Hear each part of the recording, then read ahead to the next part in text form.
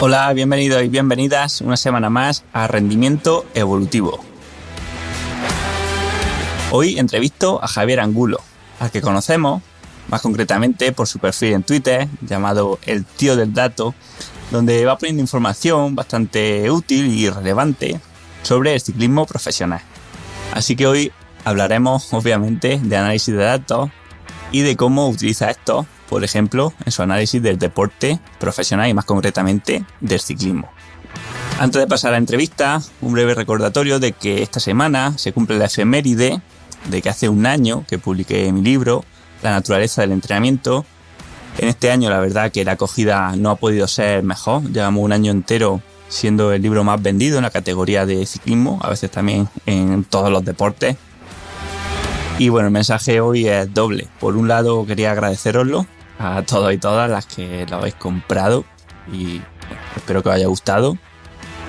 Y luego también a los que no, pero quizá os guste el podcast y queréis que siga o por lo menos os entretiene en los viajes, pues bueno, que sepáis que una buena forma de poder ayudar al podcast y que siga siendo posible, pues puede ser regalarlo a algún amigo, amiga, compañero de grupeta o cualquier persona a la que creáis que le puede servir.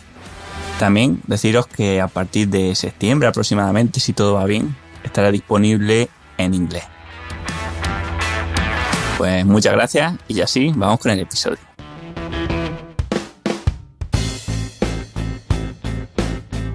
Hola Javier, bienvenido al podcast. Hola Manu, hola a todos, muchas gracias por la invitación, un placer estar aquí en Rendimiento Evolutivo. Bueno, pues el placer es mío, además que hayas dicho bien el nuevo nombre del podcast, ¿no? Que aún a mí me cuesta decirlo. Y bueno, lo primero que me gustaría para dar un poco de pie a este episodio es pedirte que te presentes, porque imagino que mucha gente no te conocerá o te conocerán de Twitter, pero no sabían cómo te llamaban. Entonces, bueno, me gustaría que nos contase quién es Javier Angulo. Sí, la verdad que vivo bajo una segunda identidad, podríamos decir así.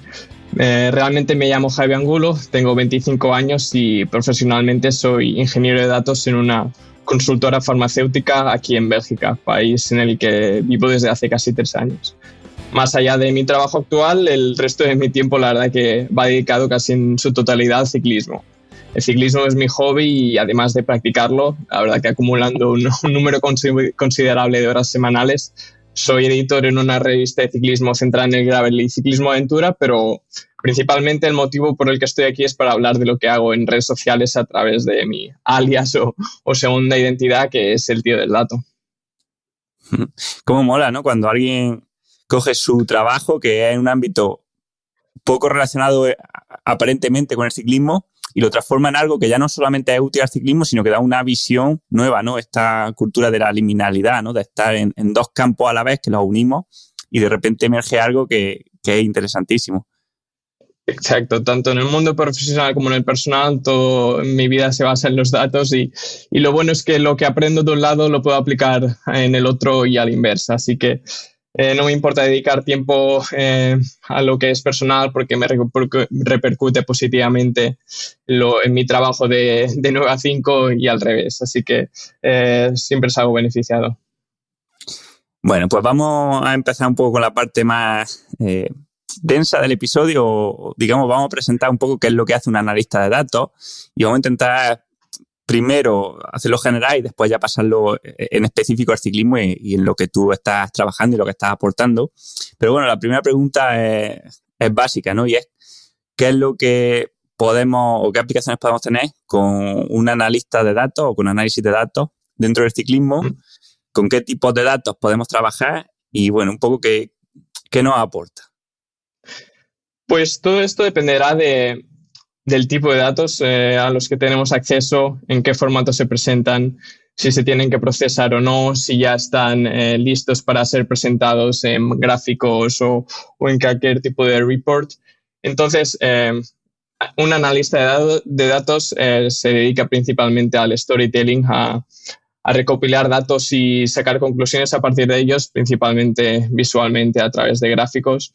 Pero muchas veces al final estos datos, sobre todo si lo aplicamos en el mundo del ciclismo, vienen de varias fuentes, ya sea de tu GPS, de tu reloj que utilizas por la noche para monitorear cómo duermes, tu rendimiento durante el día de carrera, el potenciómetro, el pulsómetro, etcétera. Entonces, todo eso, recopilarlo dentro de una misma base de datos, entre comillas, también requiere diferentes tareas que un simple analista de datos quizá no maneja. Entonces, por eso yo me considero más un ingeniero de datos, porque al final es el tratamiento de datos en todo su ciclo, desde la recopilación hasta la presentación.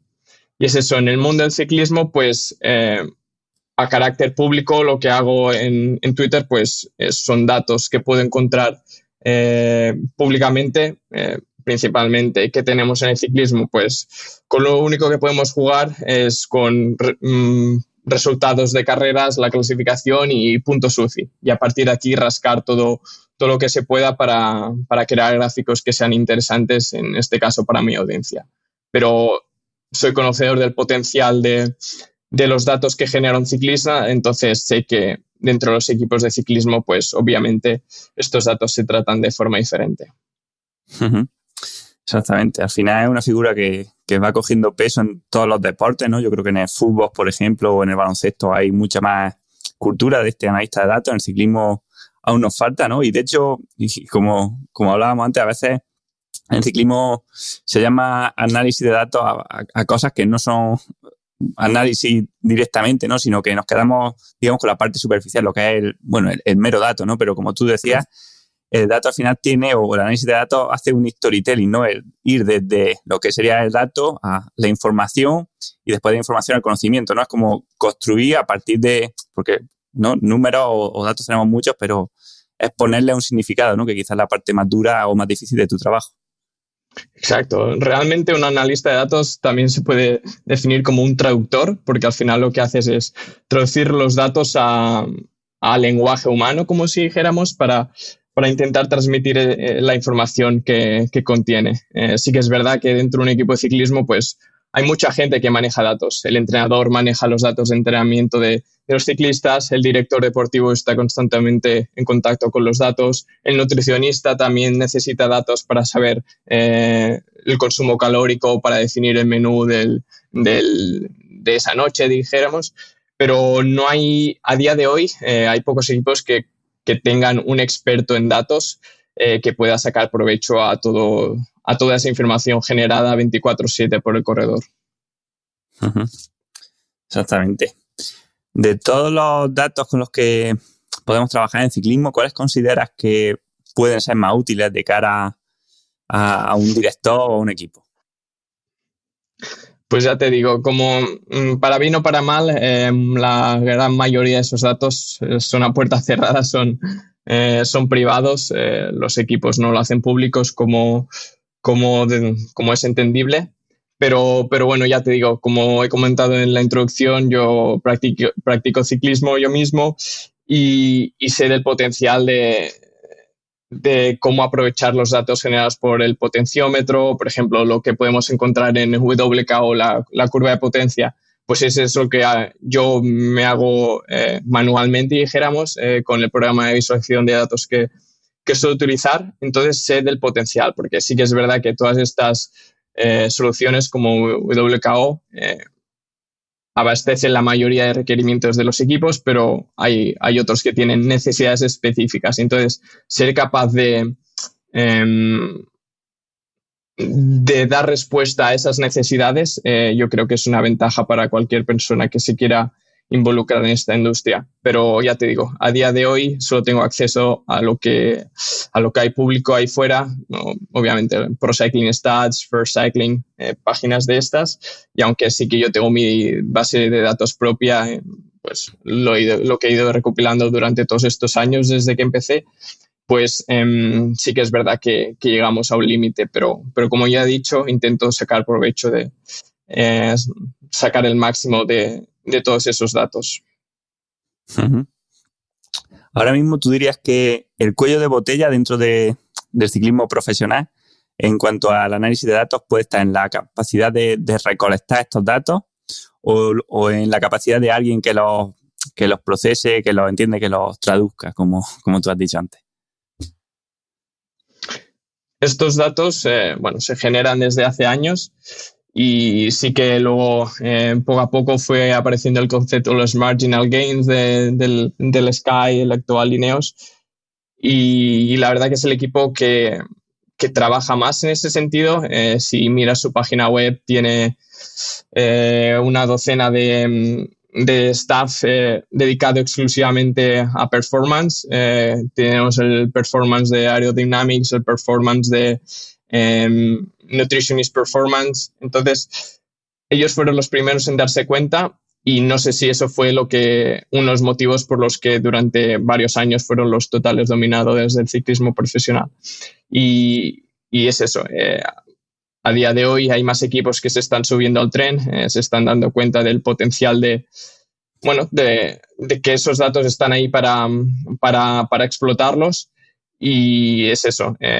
En conversaciones con varios miembros de equipos, tanto internos como externos, pues sí que hay esa necesidad de incorporar a gente especialista en la recopilación, análisis y presentación de datos. Aprovechando un poco esto, te digo, imagínate para un oyente que nos esté escuchando, ¿no? Una persona normal, que no es ciclista profesional y que le gusta mirar sus datos en Strava o en Gordon Cheetah o algunos incluso en WKO. A nivel de este análisis de datos, de todas las cosas que le aparecen, ¿no? Que son muchísimas, tanto en tablas como en gráficos. Si quieres, primero, ¿qué recomendaciones le podríamos dar a la hora de saber moverse ahí, ¿no? No sé si le podrías decir alguna cosa en plan, oye, pues céntrate en estos tipos de datos, no sé, o en los promedios, o ten en cuenta las desviaciones típicas, o cualquier cosa así, ¿no? Y también te preguntaré más tarde, si quieres, un poco lo que tiene que evitar, ¿no? Los riesgos o los problemas que puede tener también este análisis si no se hace bien. Bueno, al final, como siempre, cuanto más datos tengas, mejor. Si tienes que hacer promedios, no es lo mismo el promedio de 2 salidas en carretera que el promedio de una carrera profesional de 15 años. Entonces, contra más datos tengamos, ya sea de la actividad física, de lo que hacemos después del entrenamiento, pues mejor nos ayudará a sacar más conclusiones. Y más allá de esto, pues, es decir, yo no soy, mi background no es en fisiología, no es en ciencias del deporte. Como te digo, yo soy un apasionado de los datos, pero yo vengo de una variante más técnica. Entonces, en este sentido, no me voy a meter en el papel de un head performance de un equipo, de un entrenador de ciclismo, porque ellos son los verdaderos expertos en este sentido.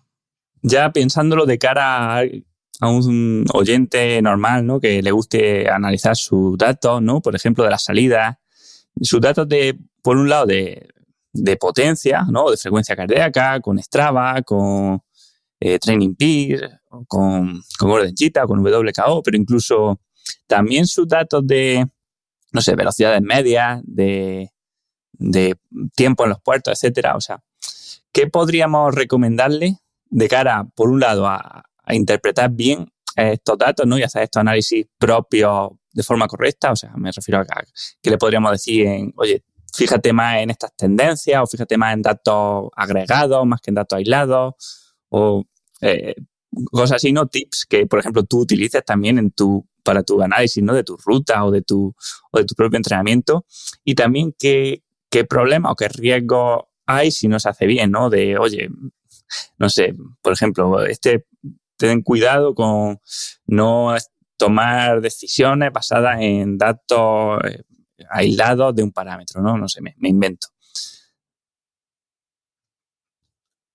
Pues al final, como tú bien dices, se trata de contextualizarlo todo, saber en qué posición nos encontramos, saber qué nos diferencia a nosotros como ciclistas aficionados de otros ciclistas y de los profesionales. Entonces, marcarnos metas en base a nuestros límites. Alguien con 2 dedos de frente sabe que fisiológicamente tiene unos límites, entonces no se trata de intentar imitar la carga de trabajo de los profesionales, porque primero, fisiológicamente estamos limitados respecto a ellos, y luego también, obviamente, ellos, además de la carga de trabajo, pues el resto del día lo pueden pasar recuperando, mientras que nosotros tenemos nuestro trabajo. Entonces, es eso, encontrar nuestros límites y luego, pues, como tú dices, siempre buscar análisis en base a datos agregados, no dejarnos guiar por si un día hice este test de 5 minutos, entonces eso quiere decir que al 100% seguro mi umbral ha aumentado, pasito a pasito, pero ya te digo, yo esto lo digo desde el punto de vista de un ciclismo, de un aficionado al ciclismo más, sin saber, sin tener los conocimientos de que un Head of Performance o un entrenador en condiciones te pueda facilitar. Entonces, ya te digo, yo me encanta analizar los datos que genero, pero siempre contextualizados, intentando no compararme con otros porque conozco mis límites, pero aún así yo lo encuentro entretenido, saber que vas mejorando poco a poco, saber que, mira, hoy voy a intentar marcar mi mejor marca en 5 segundos, ver cómo tu curva de potencia evoluciona, ver cómo lo sabes mantener con el tiempo. Entonces, al final, yo creo que el ciclismo, una de las muchas cosas buenas que tiene es que todo está rodeado de datos, entonces podemos sacarle provecho, pero siempre siendo conscientes de nuestros límites.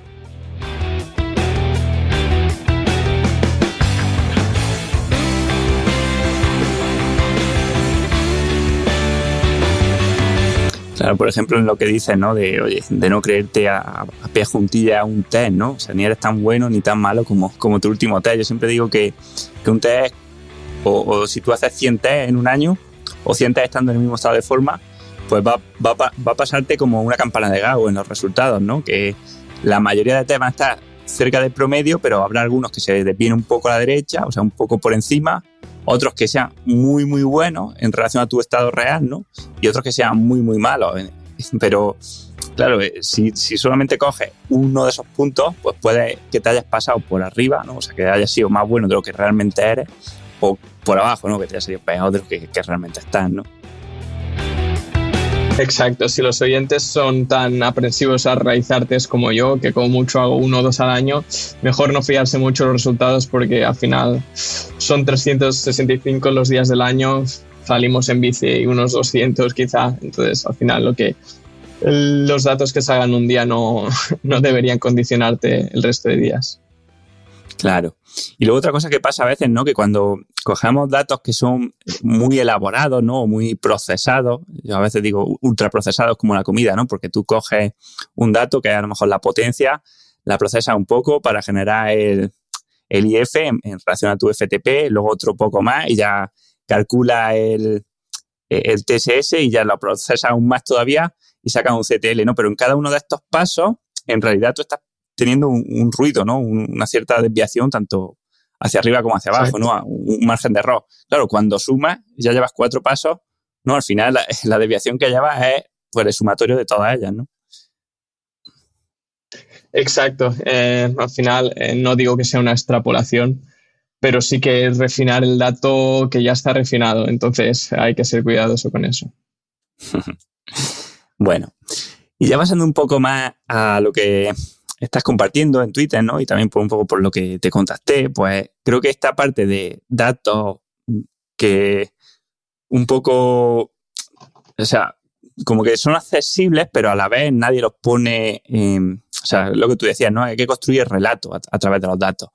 Y el poner en común toda esta información que encontramos, pues nos permite, o te ha permitido a ti, pues hacer cosas tan interesantes, como hacer análisis de rendimiento de los ciclistas, por ejemplo, de un equipo, ver dónde se pueden conseguir más puntos UCI, ¿no? Y una serie de cuestiones que creo que vamos a ir abordando poco a poco. Así que, bueno, si te parece, creo que podemos empezar, porque además te los puse, ¿no? Con el análisis de datos en los puertos, ¿no? Que ahora pues tendemos a tener tour, ¿no? Y que yo el anterior episodio lo hice justamente con eso, ¿no? Con el análisis de datos o digamos que tratamos de estimar la potencia que mueve un ciclista en una subida a través del tiempo, el desnivel que tiene esa esa subida y luego ya además pues se van metiendo más cosas en el potaje, ¿no? En el cálculo ya se va metiendo cuánto tiempo está rueda, cuál es la velocidad y con eso saca un poco el coeficiente del drag, ¿no? El peso de la bici, el peso del corredor. Así que bueno, lo primero que me gustaría preguntarte es qué validez le otorga a esto. Pues yo principalmente me centro en el análisis descriptivo, que se basa en los datos objetivos que podemos obtener públicamente. Sí que es verdad que a través de Computer Vision, pues con lo que se ve a través de televisión, pues puedes sacar las coordenadas de un ciclista y a partir de aquí estimar el tiempo en el que ha tardado en realizar una ascensión, pero en esto como mucho puedes sacar velocidad. Más allá de eso, intentar descifrar los vatios generados ya tiene muchos condicionantes, ya tiene muchos datos subjetivos y yo creo que cualquier persona que se atreva a intentar estimarlos debería dejar claro a su audiencia que es eso, que es una estimación.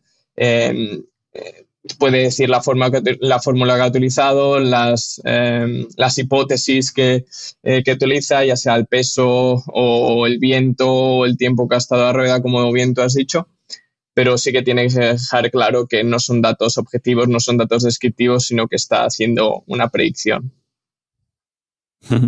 Dicho eso, es verdad que, o sea, cuando las subidas son de alta pendiente, ¿no? O la velocidad es baja y son constantes, la precisión, ¿no? O digamos que estos cálculos se asemejan bastante a la realidad y luego pasa que, o sea, a mí me pasa que a veces digo, hostia, no sé si, o sea, porque he hecho el cálculo con subidas que tengo los vatios, ¿no? Que ese es mi vatio. Y digo, no sé si el que falla es el cálculo o es el potenciómetro, ¿no? Porque muchas veces también el potenciómetro tiene su margen de error y a veces se descalibra un poco hacia arriba, un poco hacia abajo, ¿no? Entonces, claro, llega un punto que no sabes realmente cuál de los dos es más preciso. Exacto. Yo vi declaraciones de Vingegaard después de la contrarreloj que no se creía lo que estaba viendo en el GPS, los datos de potencia que estaba moviendo. Y me imagino que esa tarde, esa noche, pues el entrenador de Vingegaard se pasó un buen rato analizando lo que su corredor había generado, porque es verdad que eso no fue ni medio normal, pero así fue.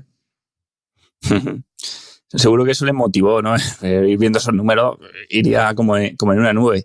Pero es verdad lo que dices. Además, el otro día puso Íñigo San Millán un tuit, ¿no? Como diciendo, oye, hay gente que calcula bien estos datos, ¿no? Y se asemeja a la realidad, pero hay otros que suelen ser los que tienen más likes y más seguidores, ¿no? Porque son los que más llaman la atención, que son auténticas locuras, ¿no? Yo también lo dije en mi episodio, ¿no? O sea, no me creía mucho y le bajé porque, o sea, es verdad que los datos de Vingegaard, los mires como los mires, han sido impresionantes, ¿no? O sea, está en el top de tiempos de ciclismo, pero es verdad que ya había algunos que era como imposibles, ¿no? De creer y seguramente la realidad sea un poco más baja y se hace un poco también por buscando el retweet, ¿no? Exacto. Íñigo San Millán, lo bueno que tiene es que sabe lo que su corredor, lo que Pogačar generó. Entonces, él puede decir si se asemeja a lo que este usuario estimó o no. En cambio, nosotros, pues, de una forma u otra, nos tenemos que creer lo que publican, porque al final no lo podemos comparar con otra cosa.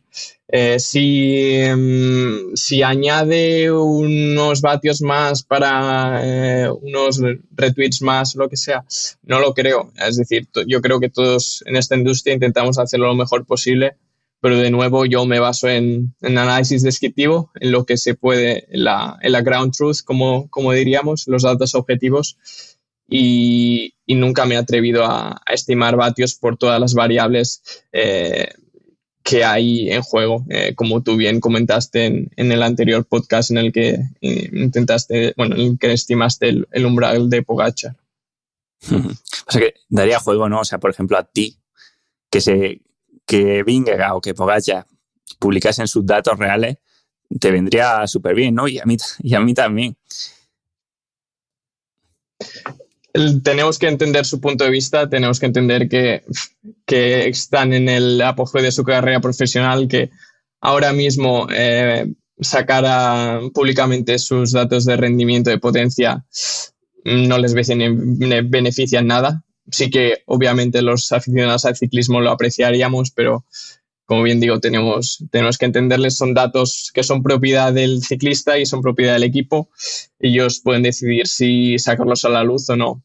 Ya te digo, Pogačar, Vingegaard no entendería que sacaran sus datos públicos, pero alguien como Thibaut Pinot, que ahora se retira, y él es alguien que desde siempre ha sido muy analítico, fue de los primeros ciclistas franceses en entrenar con potenciómetro, con SRM, ya desde sus años amateur. Él, que tiene un hermano que es el entrenador, que ha sacado muchos papers relacionados con esto. Yo creo que él sería un buen gesto si ahora que se retira, pues saca a la luz todos los datos de los vatios que ha generado durante todos estos años, su evolución, tanto carga-trabajo como recuperación, como rendimiento en carreras a lo largo de su laureada carrera como profesional.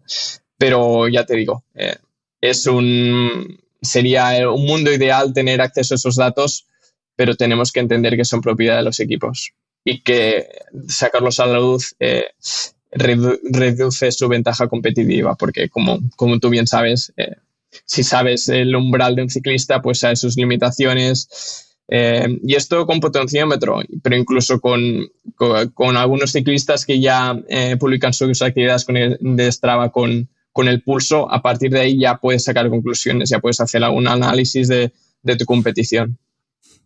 Exactamente. Si encima tienes pulso, aparte de los vatios, ya sabes mucho de esa persona, por lo menos del estado de esa persona en cada momento. Y sí que eso, a lo mejor, mira, oye, contador, ¿no? Gente así, sí que molaría mucho que lo sacara, porque está claro que estando en activo no los va a sacar. Pero ahora, bueno, ya algunas cosas ha contado, ¿no? En su canal de YouTube. Y lo de Pinot, imagino que lo dices precisamente, o sea, no es casualidad que digas Pinot, ¿no? Porque, o sea, sí que Pinot, que lo entrena a su hermano, sacaron un artículo, pues eso, mostrando las horas que entrenaba, los vatios que tenía de FTP, o sea, de umbral en cada, o sea, creo que son desde juveniles o por lo menos desde amateur hasta 2018-2019, que fue cuando salió el artículo, ¿no? O sea, que no sería de extrañar que volviera a sacar otro. Esperemos que sí. Pues sería genial tener acceso a esos datos, porque ya te digo, yo analizo mis datos, pero no hay mucho que hacer con lo que muevo yo, así que poder analizar los datos de un profesional sería genial, porque ya te digo, así puedes demostrar al público, bueno, no solo al público, sino a los equipos profesionales, si tu intención es pasar a trabajar con alguno de los equipos, pues lo que puedes sacar de ellos, y ya te digo, el potencial es tremendo. Bueno, y siempre cuando se hacen estas estimaciones siempre se habla de los escaladores, ¿no? Pero parece que no hay una forma de medir a otros corredores como los sprinters, ¿no? O sea, un sprinter es muy difícil estimarlo más allá de saber su potencia máxima, ¿no? O su número de victorias. Sin embargo, tú has ido publicando, pues bueno, a partir de un ranking, ¿no? que trabajas con él, que se llama Glisco Rating Index. Pues un poco una comparativa de sprinters, que además creo que sale de otros deportes y nos permite pues hacer un ranking de sprinters, ¿no? Un ranking real y saber las probabilidades que tenemos de ganar un día determinado en función de qué otros sprinters hay en el grupo, ¿no? Y en base a eso, pues puedes saber si te renta tirar del pelotón para romper o para pillar una escapada o no. Según las probabilidades que tengas, puedes trabajar más o menos, ¿verdad? Exacto. Yo intenté buscar una manera de cuantificar el nivel, el desempeño de los sprinters en base a los resultados en llegadas masivas, pero siempre teniendo en cuenta el nivel de los contrincantes contra los que uno se enfrenta, porque uno puede conseguir múltiples victorias en carreras de bajo nivel, pero luego no ser capaz de quedar entre los 10 primeros en carreras prestigiosas. Y entonces quería encontrar un sistema de valoración para saber el nivel real de cada corredor. Entonces, ya te digo, como tú bien has mencionado, el nombre es Glisco Rating, pero se basa principalmente en Elo, que es como la versión previa. Este ELO es un sistema de valoración que salió más o menos en los años 50-60 para clasificar el nivel de los jugadores de ajedrez. En ese momento era ajedrez, porque son deportes de 1 contra 1, y se realizaba esta valoración en base a los resultados de los enfrentamientos contra otros jugadores. Partiendo de una valoración base, esta valoración cambia de forma proporcional dependiendo del desempeño de tu rival. Si ganas a alguien con una valoración mucho más alta que la tuya, entonces tu valoración se incrementa notablemente. En cambio, si ganas a un contrincante con una valoración más baja, sí que tu rating aumentará, pero este aumento no será tan considerable. Concretamente, bueno, pues en el lenguaje matemático es una función logística de la diferencia entre la valoración de uno y otro jugador. Entonces, a partir de aquí podemos obtener la probabilidad de cuál es la probabilidad de un jugador para ganar al otro.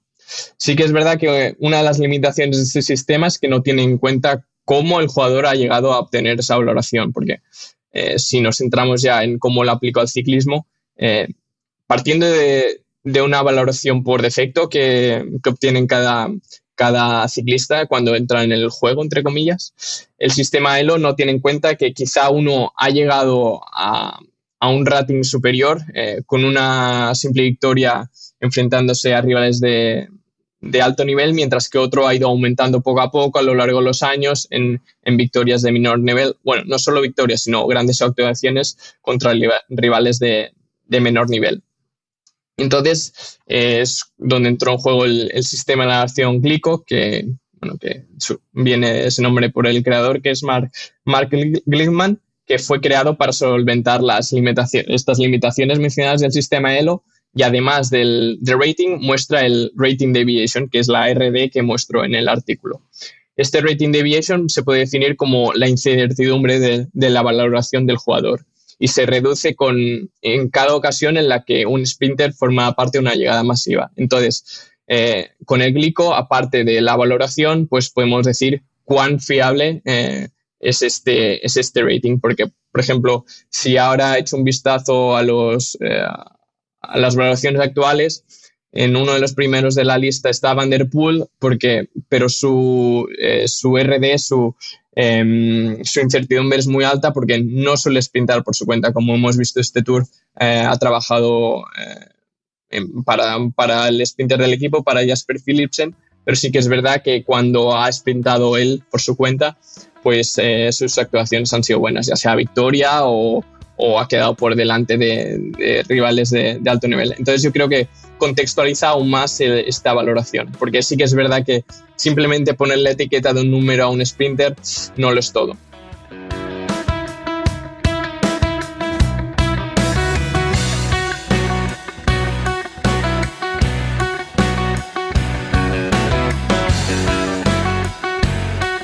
El ciclismo, imagino que estos índices los pone al extremo, ¿no? Y los replantea, porque igual que creo que, no sé, en el tenis más o menos el mejor del mundo suele ganar casi todos los partidos y se mantiene muy estable, en el ciclismo sí que vemos muchos cambios, ¿no? O sea, un año un sprinter gana 5 etapas en el Tour, al año siguiente no gana ninguna por cosas que no se pueden a veces computar, ¿no? Como la caída que tuvo Jacobsen, ¿no? Pero al final lo que vemos es eso, es raro que alguien se mantenga en su nivel, ¿no? Sino que hay tantos factores que influyen que alguien un año no la pilla o al año siguiente lo hace muy bien, al siguiente otra vez mal.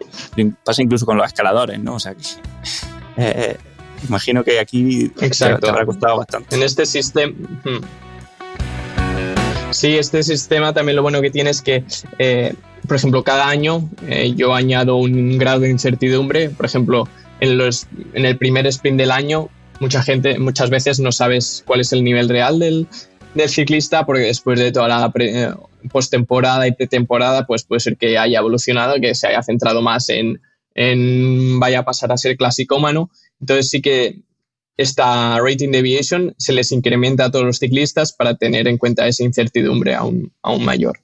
Pero es eso, hay ciclistas más consistentes. Por ejemplo, obviamente después de este Tour se puede decir que Philipsen es ahora mismo el dominador, pero hace unos meses se hablaba de Jacobsen, en el Giro veíamos como Milan iba a ser el nuevo dominador, Entonces, sí que es verdad que todos ellos siguen altos en la lista, pero ya te digo, las dinámicas son complicadas de mantener. Es decir, por ejemplo, ahora mismo Caleb Ewan está abajo porque últimamente no sé qué le pasa, que ni disputa los sprints, empieza a sprintar y luego se frena cuando ve que ya no va a ganar.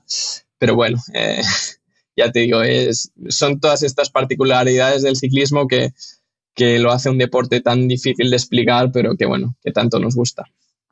Claro, llevamos años, ¿no?, pensando que o llega un ciclista que gana 4 etapas en el Tour, Kittel, luego Sagan, en fin, tantos que parece que van a ser el próximo Cavendish, pero luego no lo soportan. Y otra cosa interesante de las que haces, creo que además, yo creo que para un director puede ser muy, muy interesante, es este análisis, ¿no?, de cómo viene o qué punto UCI hace cada corredor, de dónde lo saca y también un poco qué carrera puede hacer un equipo para maximizar la cantidad de puntos UCI, ya sea Pro Tour o Pro Conti, que puede conseguir de cara a final de año, ¿no? Que cada vez además son más importantes, ya que a partir de ahora, por ejemplo, para los equipos invitados a las grandes vueltas, pues creo que ya a partir del año que viene solamente se pueden invitar equipos que están en el top 40 mundial o algo así, ¿no? Y además eso va a ir como aumentando cada año en los próximos, ¿no? Entonces, bueno, me gustaría preguntarte por esto, ¿no? ¿Cómo lo calculas? ¿Cómo lo haces? Y, por ejemplo, pues ya qué aplicaciones ha tenido o qué datos curiosos has sacado con ello. Sí, al final estos datos están ahí públicos. Si tú vas a la página de la UCI, puedes ver el ranking, puedes ver el ranking de equipos, puedes ver el ranking individual, pero verlo así en una tabla pues tampoco te ofrece mucho y al final, como te digo, es simplemente un número, puntos acumulados.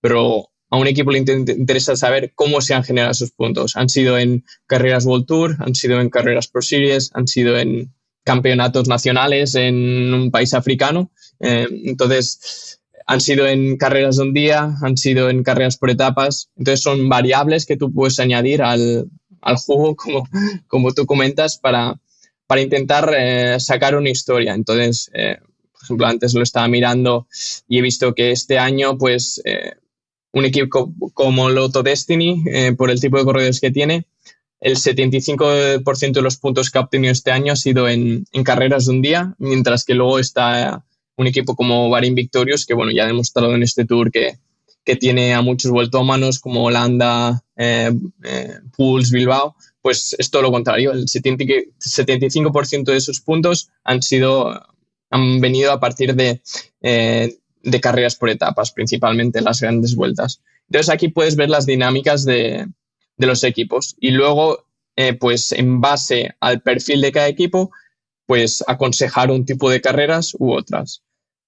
En ese mismo sentido, no todas las carreras son igual de atractivas en la lucha por conseguir puntos UCI, porque tenemos que tener en cuenta la categoría de la competición. Si es World Tour ofrece mucho más puntos, si es carreras por etapas, pues cada día hay puntos en juego, además de la clasificación general.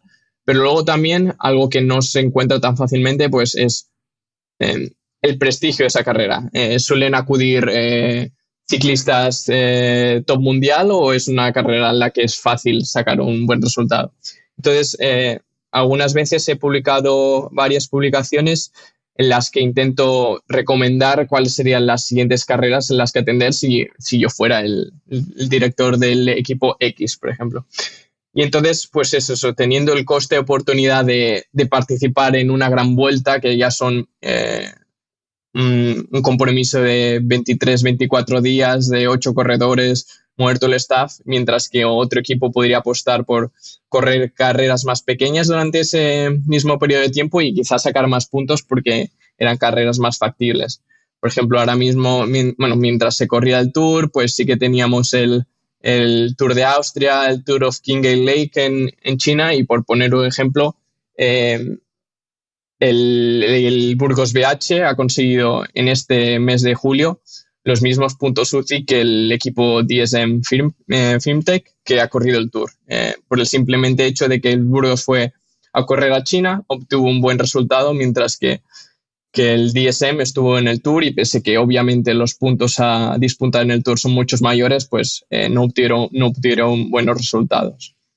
Y de cara al futuro, pues, ¿qué carreras son más recomendables? Pues siempre a un equipo le recomendaría centrarse en carreras de un día y contra mayor sea la categoría, mejor. Por ejemplo, este fin de semana, la Gran Clásica San Sebastián, carrera World Tour de un día, perfecta para obtener una gran cantidad de puntos UCI y al final es como bien dice, carrera un día y si hubiera una carrera al día siguiente puedes competir, mientras que en el mismo día empieza el Tour de Polonia, pero entonces si tienes que mandar a 7, 8 corredores ahí durante toda una semana, pues el coste de oportunidad es mayor. Estas son estrategias, pero sí, obviamente luego hay que tener en cuenta la logística, que no puedes estar un día en Europa y el otro día en Asia, pero es eso, es intentar sacar al máximo, aprovechar al máximo los puntos, lo que dan de sí los puntos UCI. Sí, sí. Hombre, del Tour o una gran vuelta ya no solo... La vuelta no es el problema de que a lo mejor den menos puntos, es que además la fatiga que te dejan, o sea, ya no es los 23 días que están en el Tour, sino quizás son 3 meses, primero para prepararlo, luego para recuperarlo, ¿no? Y también imagino que depende un poco del equipo, ¿no? O sea, porque equipos, no sé, Movistar, quitando a Gaviria, bueno, y Cortina, no tienen mucho sprint, ¿no? A lo mejor no les renta tanto hacer clásicas, ya que no tiene a Valverde, no les renta tanto hacer clásica y les renta más estar en la Vuelta y la Vuelta a Burgos y tal, ¿no? Mientras que a un Lotto, un equipo del norte, pues sí que les rentan más las clásicas, ¿no? Exacto, y eso se refleja en lo que he comentado anteriormente. No es porque sea casualidad de que han obtenido la mayor proporción de puntos en clásicas, sino porque ese es su perfil como equipo. Y por mucho que sea más eficiente o atractivo participar en una carrera un día con muchos niveles, si no tienes corredores para ello, vale más la pena intentar luchar por un sprint masivo en una carrera en el que hay mayores competidores. Pero claro, en esto no solo hay que tener en cuenta los puntos UCI a disputar, sino los corredores disponibles y las fortalezas del equipo.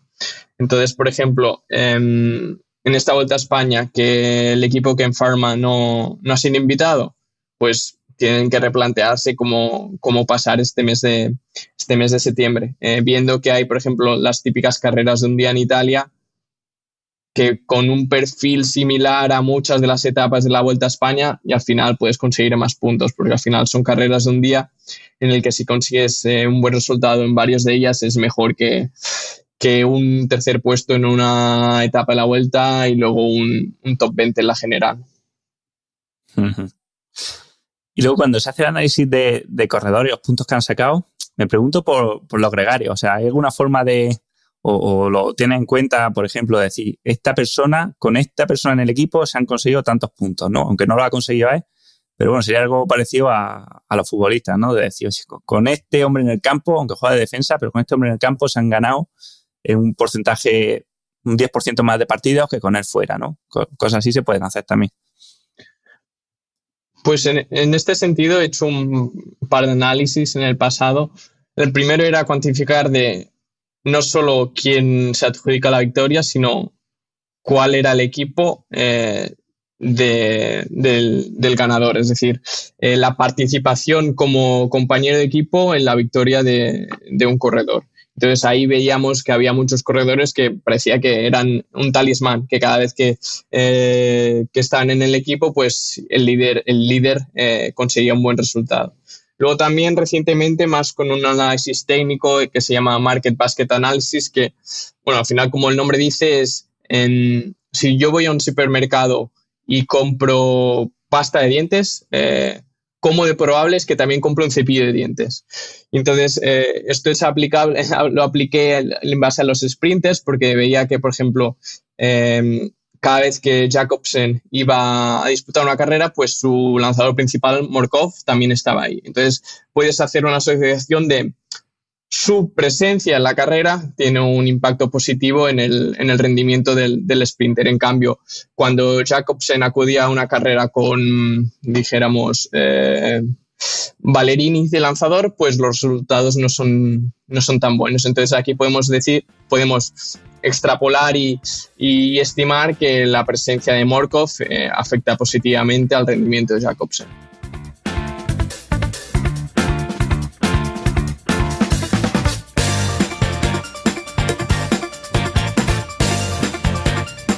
Lo dijo Cavendish, creo que fue.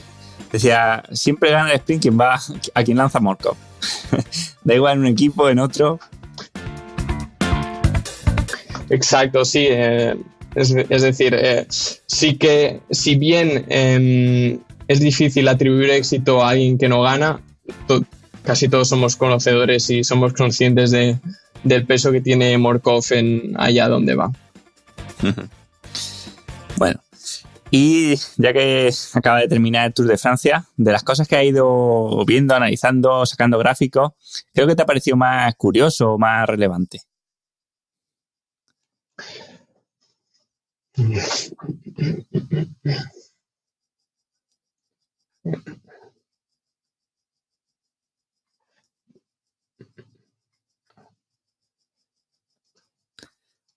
O te cambio la pregunta, si quieres, ya no solo en el Tour, sino en los últimos años, ¿no? O sea, cosas que a ti como, si quieres, no como analista, sino como ciclista, ¿no? Como aficionado, que diga, hostia, no sé, yo, por ejemplo, la crono de Vingegaard. O sea, meterle un 8% de tiempo al tercero, o sea, 3 minutos en 30. O sea, eso yo no se lo meto ni a un cadete, ¿no? Y se lo metió al tercero del Tour, ¿no? O sea, me pareció alucinante, ¿no? Pero seguro que ha habido otras más que hayas visto.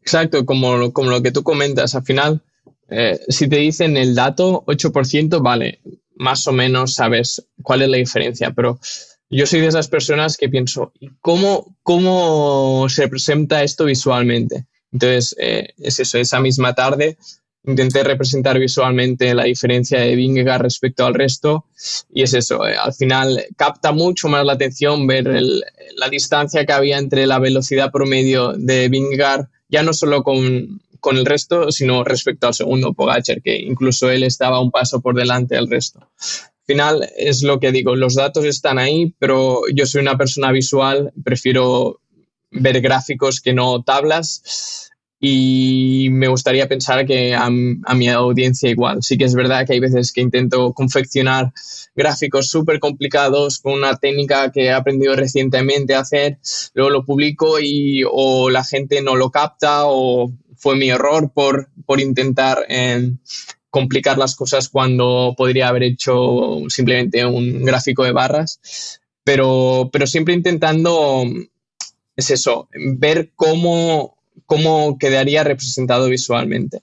Y es eso, son tendencias. Por ejemplo, pienso, recientemente la mayoría de ganadores son jóvenes, entonces pues confeccionas un gráfico de línea viendo la tendencia de, por ejemplo, la edad media de los podios de un Grand Tour y ves que pasas de una edad media de 28 años a principios de los años 2000 a que ahora en la Vuelta 2022 pues la edad media del podio fue de menos de 23 años y medio con Evenepoel, Enric Mas y Ayuso. Entonces es eso, es algo que piensas, ¿será verdad? Y entonces cuando lo visualizas a través de un gráfico pues lo puedes afirmar o no. Sí, eso además lo pusiste en un artículo, ¿no? Como predicciones de aquí a 4 años, ¿no? Que obviamente pues hay muchos factores que no se pueden saber, ¿no? Pero eran como tendencias que ibas viendo y una era, pues oye, pronto los 3 mejores de una gran vuelta van a ser de la clasificación de mejor joven, ¿no? Y incluso como planteando, oye, a lo mejor hay que bajar la edad de mejor joven porque es que Pogačar lo ganó 4 veces, ¿no? O sea, era favoritísimo ya y le quedan todavía 2 años de competir con la clasificación de mejor joven. Ya hay una nueva realidad, ¿no? Y la realidad es que los chavales ya con 22 o 23 años están a nivel top mundial y a lo mejor hay que actuar en consecuencia. Exacto, yo creo que obviamente no lo dirá, pero a Pogačar que le den un maillot blanco, pues quizá no lo valora. Al final, él está acostumbrado ya desde hace 2, 3 años a llevar el maillot amarillo o el color que lleve el líder de la carrera en la que participa. Y es eso, en el artículo propuse de que 25 años es un límite muy permisivo y teniendo en cuenta la tendencia de hoy en día, pues habría que rebajarlo. Al final sí que se puede considerar como una norma, no, esto no se va a poder cambiar, pero igual pasó en el baloncesto, que al final atrasaron la línea de tres porque vieron que al final todos el porcentaje de acierto era demasiado alto, entonces dijimos, bueno, vamos a tirar la línea de tres más hacia atrás y entonces para compensar un poco. El deporte se tiene que adaptar a las tendencias que ocurren actualmente.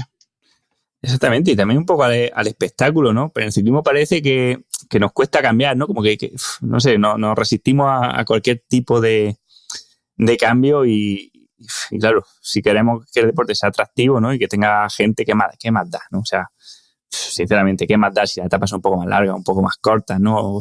O hay más crono o menos crono. Lo importante es que pase como en este Tour, que estemos ahí, pues todo el mundo pendientes porque está emocionante, porque la gente ataca de lejos, atacan de cerca, hay muchos corredores ahí disputando, ¿no? Y eso, en definitiva, pues quizá eso, viendo también datos, pues ayuda. Seguro que otros datos que se tienen en cuenta, ¿no? Porque no es solo deportivo, la audiencia, la inversión que tiene o que mete cada patrocinador en el deporte, los salarios que cobran los ciclistas y los que no son ciclistas, ¿no? Y todo eso, pues, tiene que ir guiando, ¿no? Para dónde va el ciclismo. Exacto, y al final seguro que aunque los equipos sean conscientes de que igual que los años de Sky, no tirar de arreones, sino potencia constante. Luego tenemos los ejemplos de Vingegaard y Pogačar, que seguro que son conscientes de que quizá llegan más lejos a un ritmo constante, pero aún así atacan, porque al final ellos no son máquinas, son personas y si se ven con ganas de atacar y más aún con el ánimo de los aficionados, pues lo harán. Y eso quizá contradice los datos que sus entrenadores les recomiendan, pero bueno, eso también es lo bonito de este deporte y de todos los deportes, que es algo humano.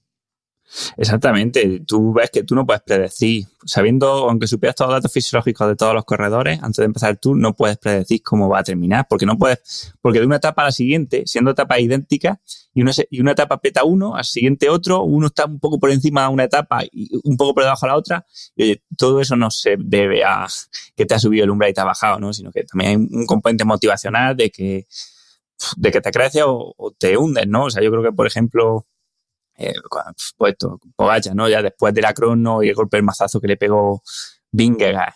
Luego, además, dijo que si llovía, dijo, si llueve va a haber guerra. Y claro, salió un día de sol, ¿no? Tal, y yo creo que también se juntaron un poco todas las cosas porque se vio que el día de antes había tenido un rendimiento excepcional y a los 2 días tuvo un rendimiento excelente, ¿no? Pero son cosas que a veces, pues, a nivel mental, igual que nos pasa a nosotros, porque nos pasa, ¿no? Porque tú lo has dicho. Tú haces 15 test o haces 2 o haces 3 y la motivación que tenga ese día influye en un porcentaje muy grande. Entonces, igual que nos pasa a nosotros, cuando competimos, les pasa a ellos, ¿no? Entonces, eso es lo que hace también que sea emocionante, ¿no? Que tú no digas, ahora con los datos en la mano, no digas, Evenepoel va a ganar la Vuelta. Pues no, o sea, crees que sí, pero tampoco apostaría mucho dinero, seguramente. Exacto. Al final uno se mueve por sensaciones y en un deporte tan pasional como el ciclismo hay muchos factores a tener en cuenta. Igual que yo en su momento intenté crear una herramienta para predecir la velocidad media en contrarrelojes, pues hay tantos factores a tener en cuenta que si la elevación ganada durante, en el recorrido, en la cantidad de curvas que hay, obviamente la meteorología en día de carrera. El ciclismo es un deporte muy difícil de predecir, más teniendo en cuenta los escasos datos a los que los aficionados tenemos acceso. Entonces, muchas veces digo, más me vale cerrar el portátil y disfrutar de lo que veo en la televisión, pero es eso. Seguiremos intentando sacar análisis que sean interesantes para los aficionados. Seguiremos intentando mostrar a equipos de ciclismo que podemos proporcionar información válida para ellos, y al final hay otros que han marcado el camino. Hay gente que, empezando en Twitter, pues ha dado el paso a equipos de ciclismo, ya sea como analista de vídeos o como consejero de tácticas de sprint. Entonces se puede dar el salto. Y entonces es eso. Como mínimo me gustaría estar en la intersección entre lo que viene a ser la afición al ciclismo, con datos que puedan interesarles, y luego también con todos los datos de rendimiento a los que uno pueda tener acceso. Genial. Pues ojalá que sigas en esa trayectoria y sigas compartiendo con nosotros datos. Y bueno, si un equipo está interesado, pues mejor, ¿no? Tendremos más información. Y bueno, pues entonces ya para saber un poco más, o sea, para que la gente que no te conozca te siga y eso, ¿dónde te podemos encontrar? Pues como he comentado al principio, la verdad que vivo bajo una segunda identidad, y es eso, en Twitter, bueno, o X como se llama ahora, soy el tío del dato, y luego a partir de ahí pues intentaré poner algún link para, si también me queréis seguir a mis cuentas personales, que lo podáis hacer. Pero ya te digo, encantado de interactuar con los oyentes, con los seguidores. Al final, lo que me mueve a seguir haciendo esto es el feedback que recibo, ya sea, siempre es constructivo, y muchas veces que me rectifican un dato, porque al final no soy yo el único experto en este tema en el mundo. Hay muchos que también dominan los datos que publico. Entonces, al final estoy muy, muy agradecido del feedback recibido, y es eso, intentar sacar al máximo de lo poco que tenemos disponible públicamente.